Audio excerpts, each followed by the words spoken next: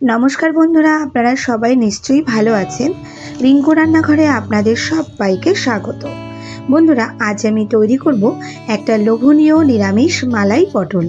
আপনারা পটল পোস্ত, পটলের দোরমা তো অনেক খেয়েছেন, কিন্তু আজ আমি যেটা তৈরি করব সেটা খেলে পটলের অন্যান্য রেসিপি বানানোর প্রয়োজনই পড়বে না। একেবারে সহজে এটা তৈরি করা যায়, তাই আশা করি আপনাদের আমার আজকের রেসিপিটি ভীষণই ভালো লাগবে। এই মালাই পটল তৈরি করবার জন্য এখানে আমি 1 কেজি পটল নিয়েছি। পটলগুলো খোসা ছাড়ানোর আগেই একবার ধুয়ে নিয়েছি। এখন পটলগুলো কেটে নেব। তার জন্য পটলের থেকে পুরো খোসাটাই ছাড়িয়ে ফেলবো। আমি এখানে একটা পিলারের সাহায্যে খোসাটা ছাড়াচ্ছি। আপনারা কিন্তু এটা বটি দিয়েও ছাড়াতে পারেন। বন্ধুরা, আজকে আমি যে রেসিপিটি করব এইভাবে আপনারা এটা কিন্তু ঝিঙে দিয়েও করতে পারেন। খেতে কিন্তু ভীষণই টেস্টি হয়। এরপরে কোনো ভিডিওতে আপনাদের সেটাও করে দেখানোর ইচ্ছে আছে।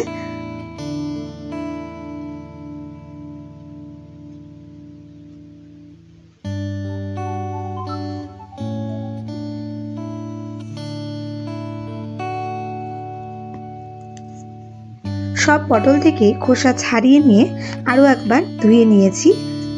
এখন পটলগুলো গোল গোল করে কেটে নেব। এইভাবে কেটে নিলে এই পটল যে রেসিপিটি করব সেটা রান্না করতে অনেকটাই সুবিধা হবে আর দেখতেও ভীষণই ভালো লাগবে। আমি এখানে গোল গোলভাবে কেটেছি। আপনারা চাইলে আপনাদের ইচ্ছে মতো শেপ করে কেটে নিতে পারেন। গোল গোল করে আমি একটু পাতলা পাতলা করে কেটে নিয়েছি। সব পটলগুলো কাটা হয়ে গেছে। এরপর আমি এই মালাই পটল তৈরি করবার জন্য একটা মশলা তৈরি করে নেব। তার জন্য একটা মিক্সিং জারে নিচ্ছি 1.5 ইঞ্চি পরিমাণে আদা, নিচ্ছি 4টে কাঁচা লঙ্কা। ঝালটা অবশ্যই আপনারা যেমন খাবেন সেরকম বুঝেই দেবেন। আর দিচ্ছি 1 মুঠো চিনেবাদাম। এখন সামান্য জল দিয়ে এর একটা পেস্ট তৈরি করে নেব। মশলাটা রেডি করে নিয়েছি। এখন আমি একটা গ্যাসে কড়াই বসিয়ে একটু গরম করে তাতে দিচ্ছি 20 ml সয়াবিন তেল। আপনারা চাইলে রান্নাটা কিন্তু সর্ষের তেলেও করতে পারেন। তেল গরম হলে গ্যাসের ফ্লেমটা মিডিয়াম রেখে এতে দিচ্ছি 1/2 চা চামচ কালো সর্ষে ও দিয়েছি 1/2 চা চামচ কালো জিরে। ফোড়নটা একটু নাড়াচাড়া করে নেব।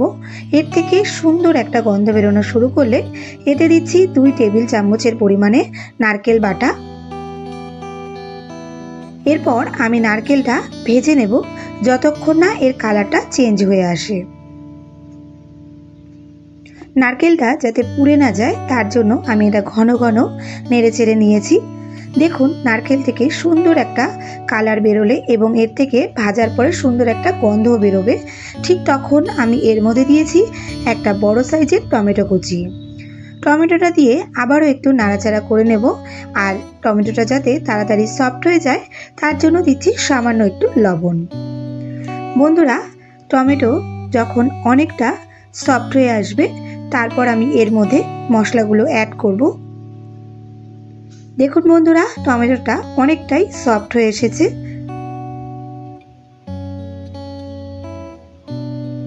এখন আমি এর মধ্যে দিচ্ছি 1 চামচ হলুদ, দিচ্ছি 1 চা চামচ কাশ্মীরি লঙ্কার গুঁড়ো, আর দেব 1 চা চামচ জিরে ও ধনে গুঁড়ো। এখন সবকিছু কষিয়ে নেব লো টু মিডিয়াম ফ্লেমে। এই সময় কোনো জল দেওয়ার প্রয়োজন পড়বে না, কারণ টমেটোটা থেকে অলরেডি জল বেরিয়ে গেছে। মশলা থেকে তেল ছাড়া শুরু হলে এর মধ্যে দিয়ে দেব আগে থেকে করে রাখা আদা, কাঁচা লঙ্কা ও বাদামের পেস্ট।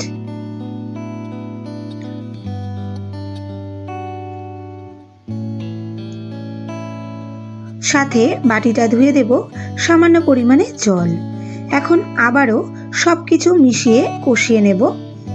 বন্ধুরা, বাদাম দেওয়ার পর বারে বারে নাড়াচাড়া করে মশলাটা কষাতে হবে, নইলে কড়াইতে লেগে যেতে পারে।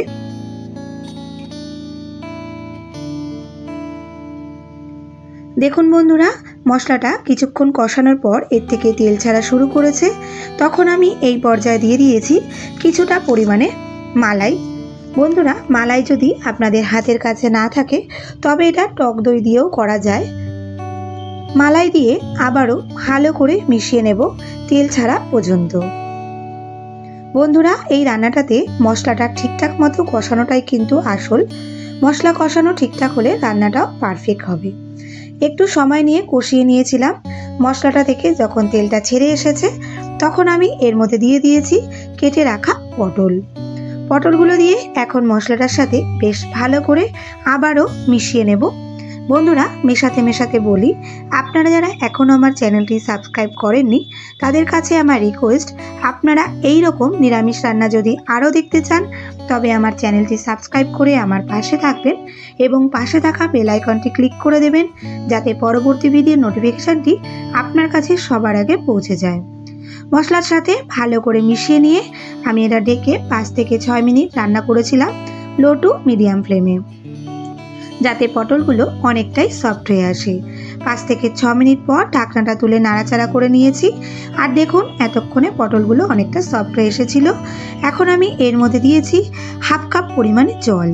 খুব বেশি জল এখানে দেব না, কারণ আমার আজকের মালাই পটল কিন্তু খুব একটা গ্রেভি থাকবে না।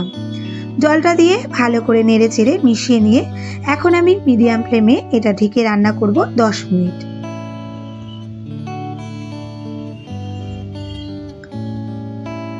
10 মিনিট হয়ে গেছে। আমি ঢাকনাটা তুলে আবারও একটু নেড়ে চেড়ে নিচ্ছি।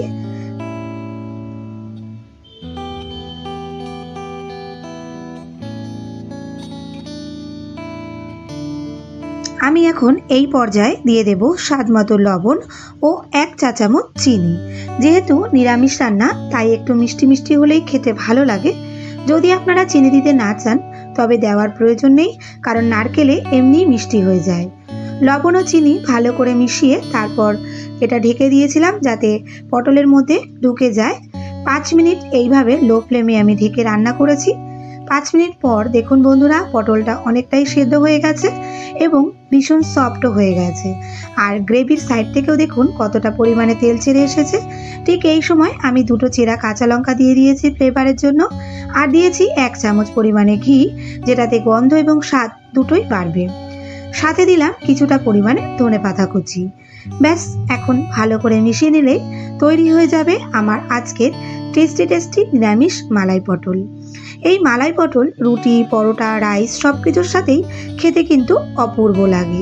একবার এইভাবে বাড়িতে বানানোর অনুরোধ রইল। আপনারা যারা পটল খেতে ভালোবাসেন না, এইভাবে একবার খেলে আমি বলছি পটলের প্রেমে পড়েই যাবেন। ভালো লাগলে একটা লাইক করার অনুরোধ রইল, সাথে শেয়ার ও কমেন্ট করতে কিন্তু একদমই ভুলবেন না। এখন তাহলে আসি বন্ধুরা, আপনারা সবাই ভালো থাকবেন, সুস্থ থাকবেন। দেখা হচ্ছে খুব শিগগিরই।